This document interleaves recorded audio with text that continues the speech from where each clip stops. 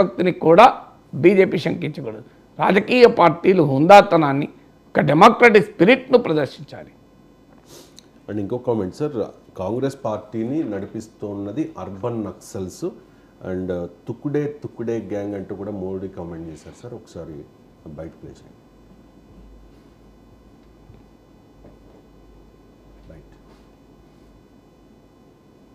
कांग्रेस के लोगों की भाषा, उनकी बोली विदेशी धरती पर जाकर उनके देश विरोधी एजेंडे, समाज को तोड़ना, देश को तोड़ने की बात करना, भारतीय संस्कृति और आस्था का अपमान करना, ये वो कांग्रेस है जिसे टुकड़े टुकड़े गैंग और अर्बन नक्सल के लोग चला रहे हैं।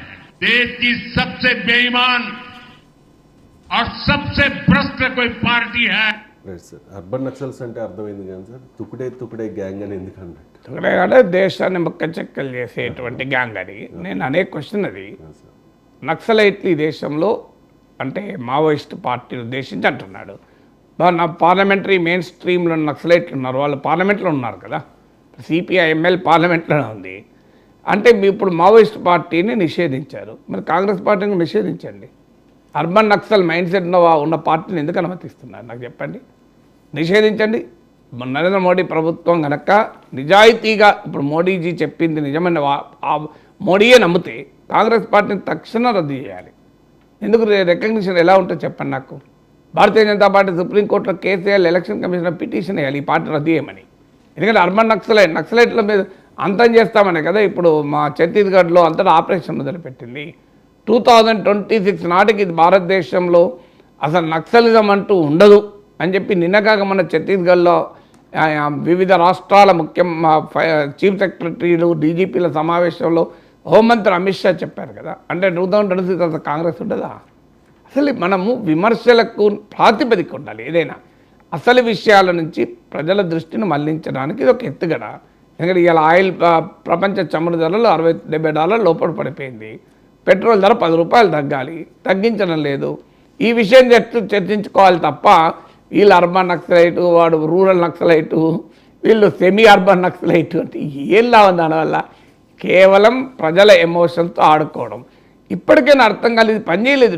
2024లో 2000 రాజస్థాన్ నుంచి ఉత్తరప్రదేశ్ ఇక్కడ రోజు పదే చెప్పింది ఇదే. అయినా అయోధ్యలో ఓడిపోయారు, బద్రీనాథ్లో ఓడిపోయారు, ఇటీవల ఉప ఎన్నికల్లో ఓడిపోయారు. ఎందుకంటే ఇది ఇంకా ఓట్లు తెచ్చేటువంటి దశ దాడిపోయింది అనేది కూడా అర్థం చేసుకోవడం లేదు. బహుశా ఇది తప్ప మాకు ఇంకో ఎజెండా లేదని అనుకుంటున్నారేమో తెలియదు. అంటే ప్రజల ఎమోషన్స్ను రెచ్చగొట్టడం, ప్రజల్లో ఉండే జాతీయతా భావాలను రగల్చడం, ప్రజల్లో ఉన్న మతభావాలను రెచ్చగొట్టడం. ఇదే ఎన్నికల సభలో మొన్న అంటాడు కాంగ్రెస్ పార్టీ గణేష విగ్రహాన్ని జైల్లో పెట్టింది అని. ప్రధానమంత్రి కూడా ఫేక్ న్యూస్ నమ్మితే ఇది ఏంటి జరిగింది? ఏంటి? ఒక మీటింగ్ జరిగితే ఆ మీటింగ్ హైకోర్టు పర్మిట్ చేయలేదు కనుక పోలీసులు ఆ మీటింగ్ నిర్వాహకులు అరెస్ట్ చేశారు. ఆ నిర్వాహకులు వినాయక విగ్రహాన్ని కూడా తీసుకొచ్చారు. అప్పుడు ఆ నిర్వాహకుల్ని అరెస్ట్ చేసి వాళ్ళని ఒక వేరే జీబులో ఎక్కించి ఒక పోలీస్ అధికారి గౌరవప్రదంగా వినాయక విగ్రహాన్ని తీసుకెళ్ళి తమ వాహనంలో తీసుకెళ్ళి సకల పద్ధతులతో నిమజ్జనం చేశారు. అయితే పోలీసు పట్టుకున్నాడు కనుక అరెస్టేనా?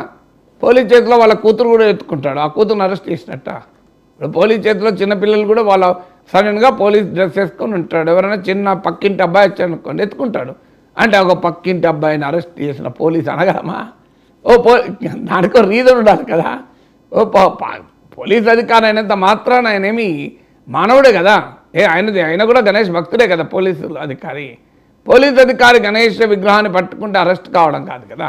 అండ్ అరెస్ట్ వారెంట్ ఉందా? జైల్లో కటకడాలు వెనకాల పెట్టినరు వినాయక విగ్రహాన్ని అని ప్రధానమంత్రి స్థాయిలో మాట్లాడతారు. అందువల్ల ఈ కల్చర్ ఎప్పుడు కూడా మంచిది కాదు. రాజకీయాల్లో మీరు సమస్యలపైన చర్చించండి, దేశాన్ని ఎలా ముందుకు తీసుకెళ్ళాలి చర్చించండి. వికసిత భారత్లో రాజకీయాలు కూడా వికసితమై ఉండాలి, రాజకీయాలు సంకుచితమై ఉండకూడదు. వికసిత భారత్లో రాజకీయాలు కూడా ఉదాత్తమై ఉండాలి, రాజకీయాలు కూడా ఉన్నత స్థాయిలో ఉంటేనది వికసిత భారత్ అవుతుంది.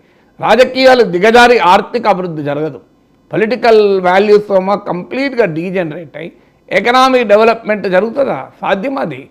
ఎకనామిక్ డెవలప్మెంట్ పొలిటికల్ వాల్యూస్ కూడా సింక్రనైజ్ అయినప్పుడే ఆ సమాజం పొలిటికల్ వాల్యూసే కాదు సోషల్ వాల్యూస్ కూడా ఉండాలి. అందువల్ల రాజకీయాల్లో ప్రభుత్వాలు అధికారంలో ఉన్నవారు 10 ఏళ్ళుగా అధికారంలో ఉన్న పార్టీ నేను ఏం చేశానని చెప్పుకోవాలి తప్ప ఇంకా వాడు అర్బన్ నక్సలైడ్, వీడు తుక్కడే గ్యాంగ్, వాడు ఆటంకవాది, వీడు టెర్రరిస్ట్ నెంబర్ 1లు, ఈ పాకిస్తాన్ ఎజెండా అని ఇవి తప్ప దేశంలో ఉద్యోగాలు, ధరలు, దేశ ప్రజల జీవన స్థితిగతులు, దేశం ఆర్థికంగా అభివృద్ధి అవడం ఎలా, ఈ ఎజెండా ఉండదాన్ని ఎన్నికలు వస్తే ఎన్నికలు వచ్చిందంటే ఇదేనా ఇక మళ్ళీ వాన్ దేశద్రోహుడు, వీని దేశద్రోహుడు, ప్రతి ఒక్కరు దేశద్రోహులు, నేను ఒక్కనే దేశభక్తుడిని. ఈ ఎజెండా ఎక్కడికి తీసుకెళ్తుంది భారత ప్రజాస్వామ్యాన్ని అని ఆవేదన. విమర్శలకు కూడా ఒక పద్ధతి, ఉందాతనం, ఒక విధానం అంటూ ఉండాలి. ఎందుకంటే మీకు అటల్ బిహారీ వాజ్పేయి టైంలో తన రాజకీయ ప్రత్యర్థులను ఎప్పుడన్నా ఇలా అన్నాడా? మీరు తీసేయండి. ఎల్కే అద్వానీ హయాంలో తన రాజకీయ ప్రత్యర్థులను ఇలా అన్నారా? మీరు తీయండి, పాతాయి. ఇంపాసిబుల్ అనలేదు. అప్పుడు ఉందాతనంగా రాజకీయాలు ఉండేవి. ఇప్పుడు రాజకీయాల్ని పూర్తిగా కేవలం ఎమోషన్స్ అంటే ప్రజల భావోద్వేగాలను రెచ్చగట్టాలి. దీని ప్రమాదం ఏంటి అంటే దేశంలో ఒక్కసారి విద్వేషాలు రగిలితే ఆ సమాజాన్ని ఎవడు కాపలేడు. మనం చూస్తున్నాం కదా ప్రపంచవ్యాప్తంగా అనేక దేశాల అనుభవాలు. అందువల్ల తుక్డే గ్యాంగ్, అర్బన్ నక్సలైట్ ఏది ఆధారితం, దీనికి ఏదైనా ఒక ప్రాతిపదిక ఉండాలి కదా. ప్రాతిపదిక ఇంకో పలానా కారణాన వీళ్ళని అర్బన్ నక్సలైట్ అంటున్నాం. అంటే ఏంటి అర్బన్ నక్సలైట్ అంటే? What is the definition of urban naxalite అంటే ఒక సమానత్వం కావాలి అనేది నక్సలిజం అయితే, నక్సలిజం తప్పేంది అంటాడు పేదవాడు. అవునయ్యా సమానత్వం కోరుతున్నాడు, తప్ప ఇది అంటాడు. సమానత్వం కోరేదే నక్సలిజం అయితే కాంగ్రెస్ పార్టీ ఇన్హెరిటెన్స్ ట్యాక్స్ అంటే సంపద పైన పన్ను వేయాలి అంటే 1000 కోట్ల ఆస్తులున్న వారిపైన, వారసత్వంగా తమ పిల్లలకు 1000 కోట్ల ఆస్తులు ఇస్తున్న వారిపైన ఒక 10 కోట్లో 50 కోట్లో 100 కోట్లో పన్నేసి తీసుకోండి అని చెప్పారు. నేను ఇన్హెరిటెంట్ ఇది అర్బన్ నక్సల్ మైండ్ సెట్ అంటున్నారు. నేను మీరు చెప్పండి ఇది తప్పు. ఈ దేశంలో మీరు ఒక రెఫరెండం పెట్టండి, 90% మంది ప్రజలు రైట్ అంటారు. ఎందుకు? 10,000 కోట్ల రూపాయలు తండ్రి కొడుకు ఆస్తి ఇస్తున్నాడు. ఇచ్చేటప్పుడు ఒక 100 కోట్ల పన్నేస్తే తప్పేంటండి? ఇవాళ ఒక 2 లక్ష రూపాయల శాలరీ ఉన్న సాఫ్ట్వేర్ ఎంప్లాయీ ఇవాళ 20% ట్యాక్స్ కడుతున్నాడు. 1 లక్ష రూపాయల శాలరీ ఉన్న సాఫ్ట్వేర్ ఇంజనీర్ ఏమో 30,000 ట్యాక్స్ 20% లక్ష అంటే 20% ట్యాక్స్ కడుతున్నాడు. ఇంకా 1.5 లక్ష అయితే 30% కడుతున్నాడు. మరి మీరు 10,000 కోట్లు ఉన్న వాళ్ళు 100 కోట్లు కట్టి తప్పేంటండి? ఇది అర్బన్ నక్సల్ మైండ్ సెట్ అనుకోండి, తప్పేం లేదు. నక్సలైట్ రైట్ అంటారు సమాజం కూడా, మీరు కావాలని అడగండి.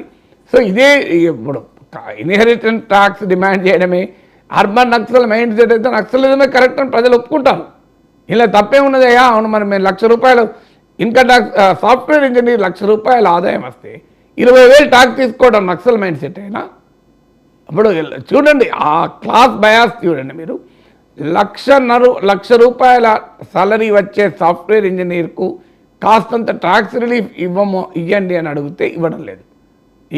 10 ఏళ్ళుగా అడుగుతున్నారు కానీ ఇవ్వడం లేదు. కానీ 10,000 కోట్ల ఆస్తి కొడుకు ఇచ్చేటప్పుడు ఒక 100 కోట్లు ట్యాక్స్ వేయండి అర్బన్ నక్సల్ మైండ్ సెట్ అంటున్నారు. ఏది అర్బన్ నక్సల్ మైండ్ సెట్ నాకు చెప్పండి. 1 లక్ష రూపాయల సాలరీ ఉన్న దగ్గర 20,000 తీసుకుంటే అర్బన్ నక్సల్ మైండ్ సెట్టా? లేకుంటే 10,000 కోట్లు ఉన్న దగ్గర 100 కోట్లు ఇన్హెరిటెన్స్ ట్యాక్స్ వారసత్వం పన్నేస్తే అది అర్బన్ నక్సల్ మైండ్ సెట్? ఏది నక్సల్ మైండ్ చెప్పండి. ఒకవేళ అదే నక్సల్ మైండ్ సెట్ దేశంలో నక్సలిజాన్ని ప్రజలు కోరుకుంటారు. మీరు చూడండి కరెక్టే కదా. మరి 10,000 కోట్ల ఆస్తి వారసత్వంగా ఇచ్చినప్పుడు 100 కోట్లు పన్నేస్తే తప్పేంటి అంటారు. అందువల్ల మనకు అర్బన్ నక్సల్ మైండ్ సెట్ అంటే ఏంటి? ఒక 1000 ఎకరాల భూమి ఉన్న వారి దగ్గరికి వెళ్ళి ఈ భూమి ప్రభుత్వం తీసుకొని పేదలకు పంచాలి అని అడగండి, అది అర్బన్ నక్సల్ మైండ్ సెట్ అయితే ప్రజలు ఆ మైండ్ సెట్ కోరుకుంటారు కూడా. భయంకరమైన అణచివేత, కుల అణచివేత, పేదల అణచివేత ఉంటే ఈ అణచివేత వ్యతిరేకంగా పోరాడడమే అర్బన్ నక్సల్ మైండ్ సెట్ అంటే ప్రజలు దాన్ని ఆహ్వానిస్తారు. అణచివేత వ్యతిరేకంగా పోరాడకూడదా? దోపిడీకి వ్యతిరేకంగా పోరాడకూడదా? పీడనకు వ్యతిరేకంగా పోరాడకూడదా? అదంతా అర్బన్ నక్సల్ మైండ్ సెట్ అంటే దేశంలో ప్రజలు దాన్ని కోరుకుంటారు తప్ప వ్యతిరేకించారు అంచనా అయితే.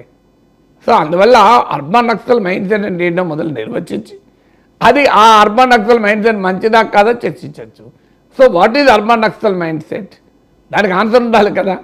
సమానత్వము, పేదరికం పోవాలి, సమానత్వం రావాలి, దోపిడీ ఉండకూడదు, అణచివేత పోవాలి, ఆక్రందన ఉండకూడదు, ఆకలి ఉండకూడదు, అన్యాయం ఉండకూడదు అనేదే అర్బన్ నక్సల్ మైండ్ సెట్ అని ప్రధానమంత్రి నరేంద్ర మోడీ సర్టిఫికేట్ ఇస్తే ఐ థింక్ ప్రజలు అర్బన్ నక్సలైట్ల మంచోళ్ళు అంటారు కదా. చెప్పండి ఏది what is that urban Naxal mind set? ఇంకో పలానా నిర్వచనం, దాన్ని మేము వ్యతిరేకిస్తున్నామంటే అర్థం చేసుకోవచ్చు.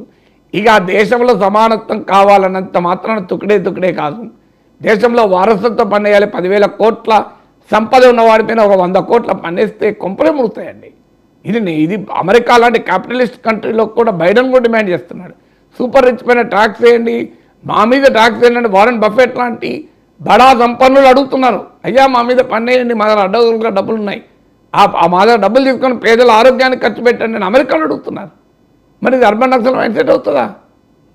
సో ఇది సమానత్వం కోరుకునేది హిందూ ధర్మశాస్త్రాల్లో కూడా ఉంటుంది, మీరు తీసి చూడండి. సమానత్వం కోరుకుంటుంది హిందూ ధర్మశాస్త్రాలు కూడా. ధర్మశాస్త్ర సమానత్వం కోరుకోవడమే అర్బన్ నక్సల్ మైండ్ సెట్ అయితే బహుశా సమాజమే నిర్ణయించుకుంటుంది ఏ మైండ్ సెట్ కావాలి అనేది. సో మనకి ఏ మైండ్ సెట్ కావాలని నిర్ణయించుకుంటుంది. అయినా కాంగ్రెస్ పార్టీ అంత సమానత్వాన్ని కోరుకుంటోంది, అంత పేదల పక్షాన పోరాడుతుంది అని ప్రధానమంత్రి సర్టిఫికేట్ ఇస్తే ఆశ్చర్యమే. కాంగ్రెస్ పార్టీకి అంత ట్రాక్ రికార్డు ఉందా? మరి అంత గ్లోరిఫై చేస్తున్నాడు కాంగ్రెస్ పార్టీని ప్రైమ్ మినిస్టర్.